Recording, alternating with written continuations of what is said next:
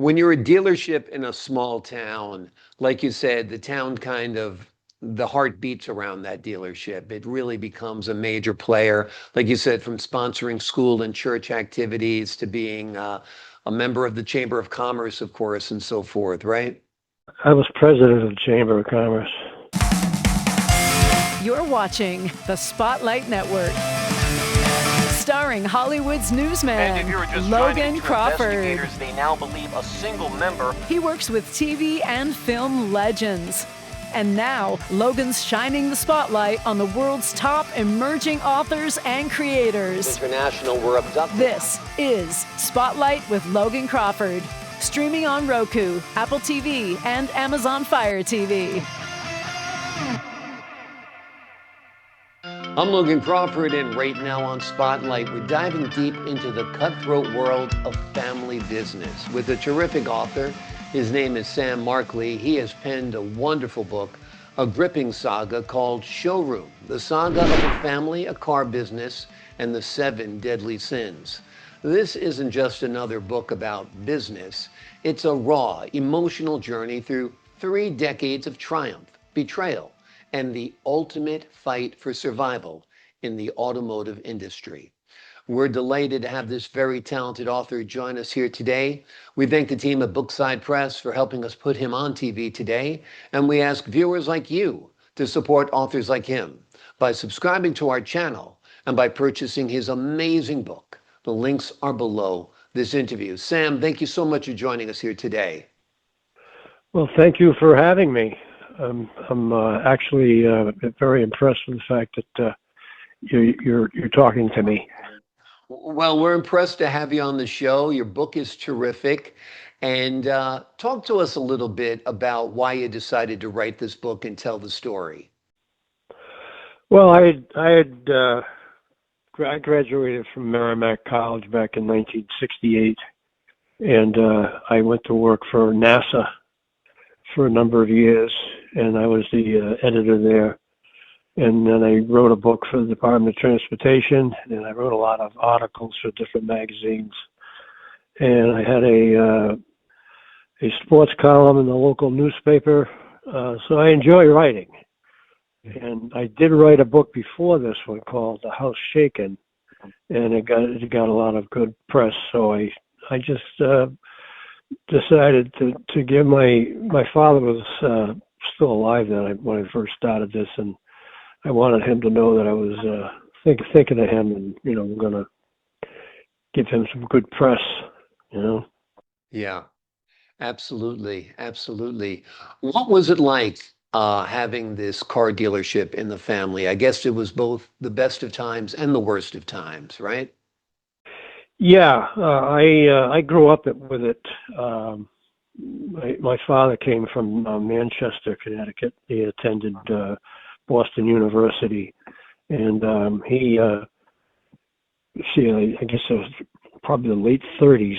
He had a friend that they had a plane together, and the other guy took off up to Danielson to open up the car dealership, and then offered my father a position there. So it was a long time coming. I think I may have been very, very little when I first started, maybe in 3 or 4 years old, and so it was always a part of my life.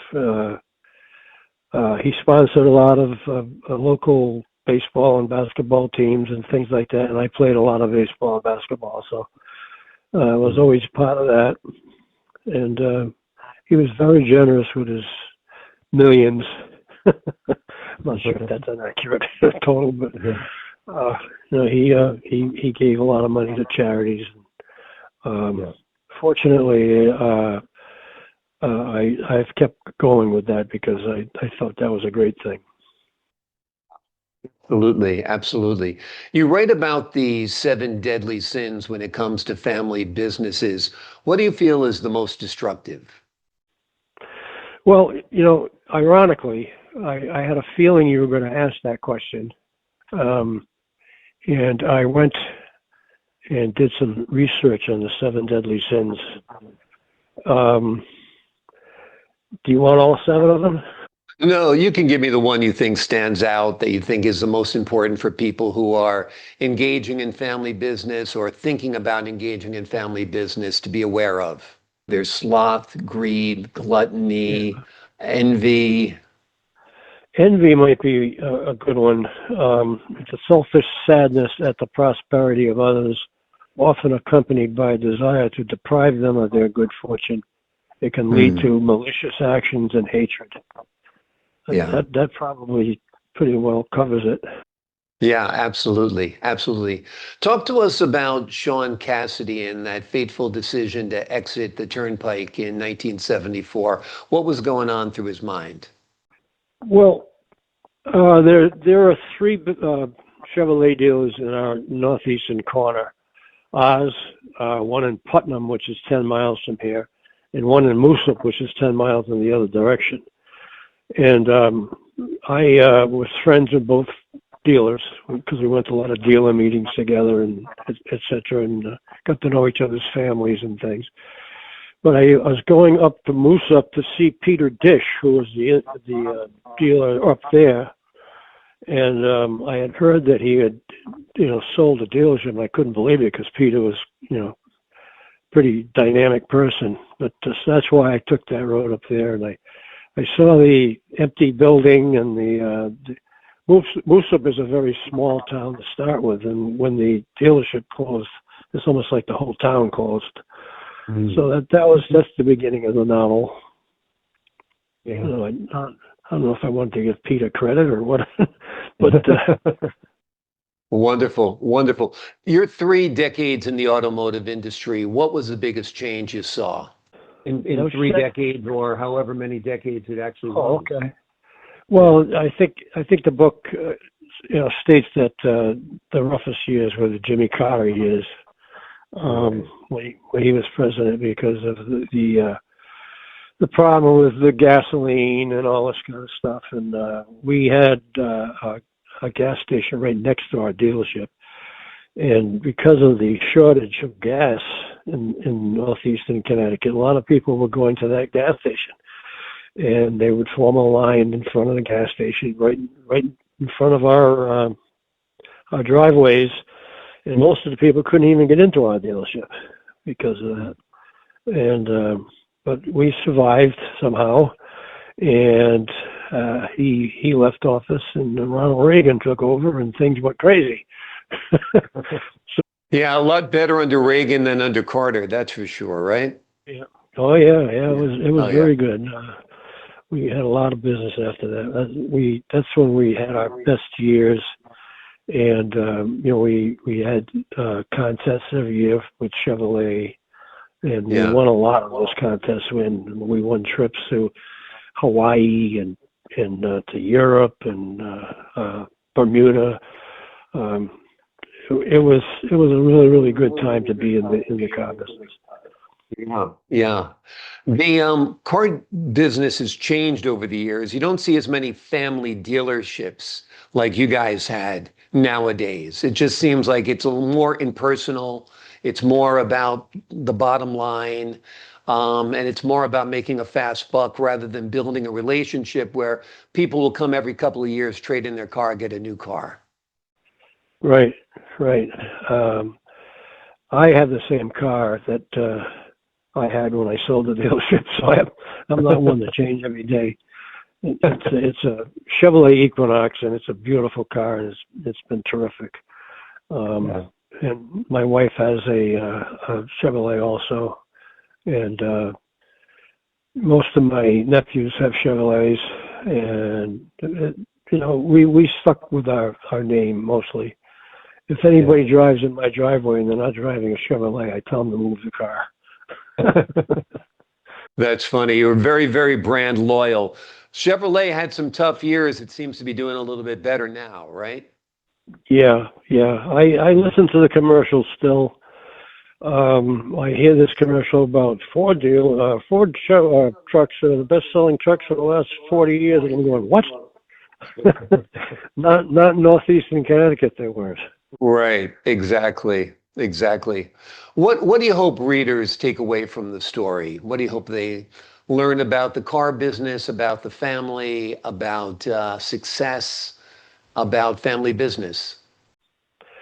It was just an idea to write something that would be intriguing, you know, fun to read, and you know, people can relate to it because, you know, car business, everybody's got a car, and but I enjoyed it. I was going through a little bit of a heart stretch at that time. I had some stents put in my heart, and so my work schedule wasn't quite as full as it used before that. And I would sit in my computer, and my wife would sit in the kitchen, and she would make any, you know, corrections to my to my thoughts as it was needed. So, but yeah, once I got going, I just couldn't stop. This was the second one I wrote. The first one was a house shaking. That's more like just a family story. This one's business. And, Gotcha. But So Showroom is kind of a memoir in a way, but it's written as a novel, right? right. It's nothing in it is made up. Most of it, anyway. But it's a story. It's you know, a whole piece of my life, and you know, we were very, very lucky to have such a loyal following. We are and still are always big in the church, and because of that, we had a lot of customers that were in the church, and we raised a lot of money for St. James Church and St. James School through 18 years of running their golf tournament. Right. And and it was just a mutual, you know, affection both ways. I know to this day I run into people that say, "Boy, I wish you were still in the car business," you know. I'm sure. When you're a dealership in a small town, like you said, the town kind of, the heart beats around that dealership. It really becomes a major player, like you said, from sponsoring school and church activities to being a member of the Chamber of Commerce, of course, and so forth, right? I was president of the Chamber of Commerce. There you go. The first Yeah. year that it started, yeah, I was president. Yeah. And we had a number of fundraisers then too. The best fundraiser, I'm going to get you excited now. Best fundraiser we ever had was a Corvette raffle. And actually it was 2 Corvettes we were going to raffle off. And it was a time when business maybe wasn't as great as it should have been, and we had the Corvettes for a while, longer than I wanted to keep them, because you're paying floor plan money on these things too, you know. And my father was getting a little tired of seeing the Corvette in the showroom, so I says, "Why don't we have a raffle, Dad?" And he says, "What you got on your mind now?" And I says, "Well, let's do this. Let's have a raffle." And so I advertised it, and I got it, you know, radio stuff off the radio and stuff, and we ended up with a magnificent day, which was, I think, a Saturday that actually happened for the drawing. Tickets were like for $100 a piece. The Corvettes, you know, went for $30,000, $35,000, and so people were willing to pay the $100, and we had a massive undertaking of people to come to that drawing. We had I got the high school cheerleaders out because they had just won the competition in the state and stuff, and by doing that, I got their parents to come out too. So they were there to, you know, to give out food and stuff, and, you know, give directions and stuff. I also got the Miss Connecticut out. I had no connections with her, but we called the office, and they said, "Okay, sure, we'll send her out." Turned out she was absolutely beautiful and very, very nice. And she got along with everybody, and she was the one that drew the winning tickets. So Wow. it was a big day, and we made like $40,000 on the day for two different charities. So Wonderful, wonderful. That's a great story. And again, it reminds me of a era that's gone by in a way that the school cheerleaders come out, Miss Connecticut comes out, the whole community rallies together for a good cause, all for a chance to get this beautiful car, a Corvette. $100, I'll buy one of those tickets, that's for sure. yeah, well, there was two of them. There was two of them. There was the pace car, which was the one that they sent Chevrolet made individually and gave one per dealer, 6,000 of them, I think, across the country. So one was a pace car and one was a regular Corvette. The pace car was the real big one. But hey, they're both nice cars. Absolutely. I'd like to have one right now, as a matter of fact. I think the Corvette is one of the Chevrolet cars that keeps getting better and better with every generation, right? Oh, yeah. I drove it. I drove one as a demonstrator for quite a while, a couple of years actually, and it was something. It really was. Yeah. It's a beautiful car. Responsive to your moods. You don't want to go too fast, but you don't want to go too slow either. So. Exactly. Well, this is a wonderful book. It's a wonderful trip down memory lane. The name of the book is Showroom, the Saga of a Family, a Car Business, and the 7 Deadly Sins.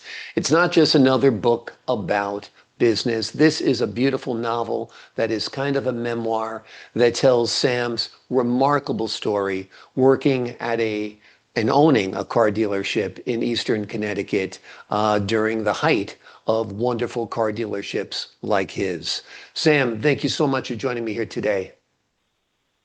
Well, it's a pleasure talking to you, Logan. And you've got quite a reputation, And well, I appreciate that, sir.